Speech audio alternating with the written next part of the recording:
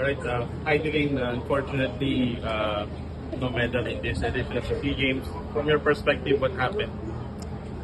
First, I want to say sorry, but I did my best. And this is my best for now. Dahil may injury ako and nahihirapan ako mag-drop weight. And kasi lumaki ako. Pero ayun nga, it's not an excuse. But at the end of the day, hindi ako sumuko. Nag-prepare ako and I'm happy to represent our country. Ano po yung injury? Still the same to 2023 nung nagka-injury ako before the Olympic qualifying. So, yeah. Medyo din na after not qualifying sa Paris, medyo nawala na ako ng motivation. Yeah, and yeah, this is my first international competition after 2024. So, I'm happy to Dito rin sa Thailand yun? Yes. Oo nga, dito din sa Thailand. So, yung injury mo, right or left knee ba yun?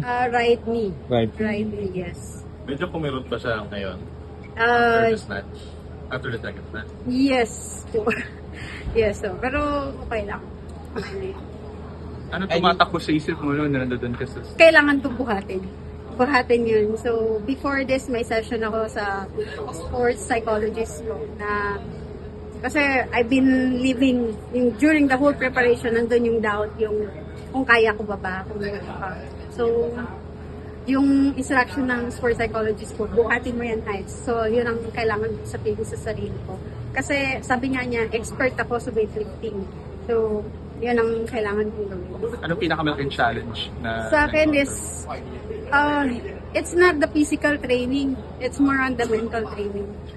So, yun yung medyo nahirapan ako. Then, for 1 year, almost 2 years na akong hindi naglaro.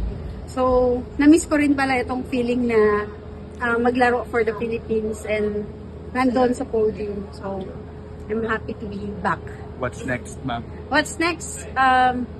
Hoping next year nasa Olympic qualifying ako for LA. Pero nagbago na rin ang weight category.